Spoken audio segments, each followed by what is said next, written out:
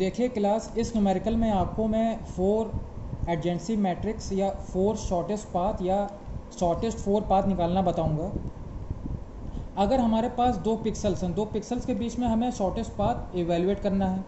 अगर ये हमारा Q है और ये P है, तो इन दोनों के बीच में क्या शॉर्टेस्ट पाथ पॉसिबल है? जैसे कि आप जानते हैं केवल हॉरिजॉन्टल और वर्टिकल नेबर्स लिए जाते हैं किसमें, N4P में। तो हमारे हॉरिजॉन्टल वर्टिकल नेबर्स कौन कौन से हैं? 4 1 3 3। 2 तो हमारा हॉरिजॉन्टल वर्टिकल नेबर है नहीं, तो 2 और 2 के बीच में N4P कनेक्टिविटी नहीं हो पाएगी। अगर हमारा ये Q वाला पिक्सल 3 होता, अगर हम कंसिडर कर लें कि ये हमारा Q वाला पिक्सल 3 होता, तब यहाँ पे 2 और 3 के बीच में N4P की कनेक्टिविटी पॉसिबल है। ये आपको समझ में आ गया होगा। अब मैं बताता हूँ आपको 8 कनेक्टिविटी प्रॉब्लम क्या होती है। देखिए 8 कनेक्टिविटी प्रॉब्लम में हम N8P निकालने की कोशिश करते हैं इस गिवन इमेज में। इस गिवन इमेज में हमारे ग्रे लेवल्स बने हुए हैं सेगमेंट्स के फॉर्म में, तो हमें N8P निकालना है। और N8P किसके किसके बीच में निकलता है? P और Q पिक्सल्स के बीच में।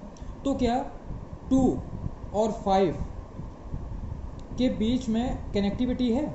आप बोलेंगे कि हाँ है, लेकिन हम बोलेंगे कि 2 और 5 के बीच में कनेक्टिविटी नहीं है। क्यों? क्योंकि हमारे V के सेट के अंदर एलिमेंट्स कौन से हैं? 1 2 3। ये हमारा N8P कनेक्टिविटी के अंदर तो आ रहा है 5, लेकिन ये 5 एलिमेंट साथ में सेट में भी प्रेजेंट होना चाहिए। समझ में आ रही बात? जैसे पहले वाले एग्जांपल में शॉर्टेस्ट 4 पाथ में मैंने क्या करा था, 2 को इवेल्युएट 2 को हमने Q माना था और P को हमने 2 माना था। इन दोनों के बीच में क्यों नहीं हो रहा था? क्योंकि ये N4P का रूल ही नहीं फॉलो कर रहा था। लेकिन अगर हमने 2 की बजाय हम Q की वैल्यू 3 ले लें और P और Q को मैच कर रहे थे, तो 3 एलिमेंट हमारा इस सेट के अंदर प्रेजेंट है। उसी तरह से यहाँ पे 5 एलिमेंट N8P के रूल को फॉलो तो कर रहा है, लेकिन 5th एलिमेंट जो 5 एलिमेंट है, एलिमेंट नंबर 5, वो हमारे सेट को बिलोंग नहीं कर रहा है। अगर हमारा Q उसी तरह से, अगर हम Q को चेंज कर दें, Q को हम बना दें 3, तो 3 वाला एलिमेंट V के सेट को बिलोंग कर रहा है और N8P की प्रॉपर्टी भी फॉलो कर रहा है।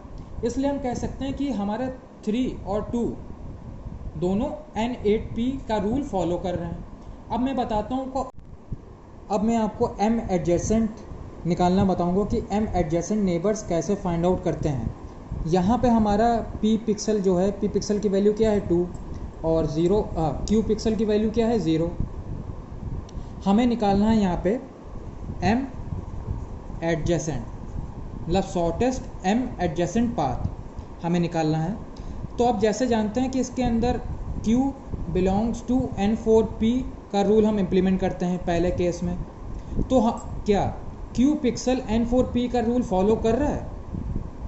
अब जैसे Q पिक्सल N4P का रूल फॉलो तभी करेगा जब ये हॉरिजॉन्टल और वर्टिकल नेबर्स की कैटेगरी में लाई करेगा। तो P के हॉरिजॉन्टल नेबर कौन कौन से हैं? 1 और 3, 1 है और 3 है, ठीक।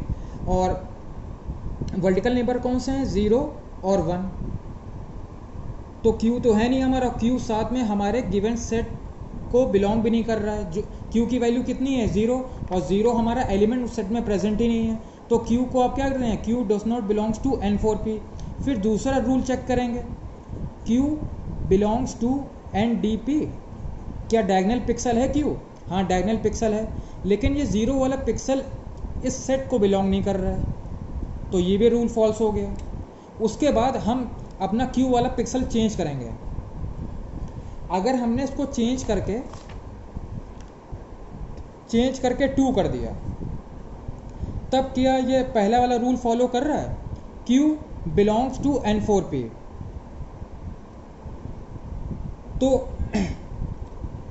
पहला वाला रूल फॉलो इसलिए नहीं कर रहा क्योंकि N4P की प्रॉपर्टी फॉलो नहीं कर रहा। सेट में तो एलिमेंट है हमारा, सेट में एलिमेंट है कौन सा है? 2, यहाँ पे भी 2 है, लेकिन N4P की प्रॉपर्टी इसलिए फॉलो नहीं कर रहा है क्योंकि उसके वर्टिकल नेबर्स कौन से हैं 0 1 और हॉरिजॉन्टल नेबर्स कौन से हैं 1 3, लेकिन यहाँ पे 2 नहीं है, तो ये N4P की प्रॉपर्टी फॉलो नहीं कर रहा है, लेकिन सेट में प्रेजेंट है। अगर N4P की प्रॉपर्टी फॉलो नहीं कर रहा तब भी ये हमारा एलिमेंट बिलोंग नहीं करेगा N4P के सेट में। उसके बाद क्या ये एलिमेंट डायगोनल एलिमेंट है जो Q को बिलोंग कर रहा है, Q पिक्सल को बिलोंग कर रहा है, Q पिक्सल NDP को बिलोंग कर रहा है। आप देखिए यहाँ पे ये 2 पिक्सल तो डायगोनल है और डायगोनल एलिमेंट हमारा सेट में भी प्रेजेंट है।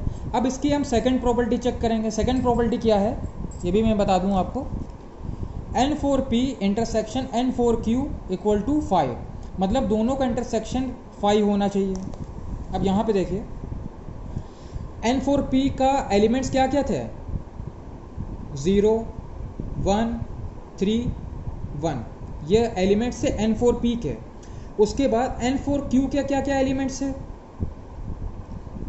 3 1 0। अब यहाँ पे कोई एलिमेंट कॉमन मिल रहा है क्या हमें, जब इंटरसेक्शन आप करेंगे, इंटरसेक्शन का मतलब क्या होता है कॉमन एलिमेंट, क्या कोई कॉमन एलिमेंट मिल रहा है हमें यहाँ पे, हाँ मिल रहा है 3 और 0, लेकिन हम 3 को केवल कंसिडर करेंगे क्योंकि 3 एलिमेंट हमारा सेट के अंदर आ रहा है। ये 3 एलिमेंट हमारा N4P और N4Q के सेट में प्रेजेंट है 3, इसलिए हमारा 2 जो जिसकी वैल्यू Q की वैल्यू 2 थी और यहाँ पे P की वैल्यू 2 थी, ये दोनों M एडजेसेंट नहीं होंगे। आशा करता हूँ आपको ये कंप्लीट टॉपिक समझ में आया होगा। Thank you class.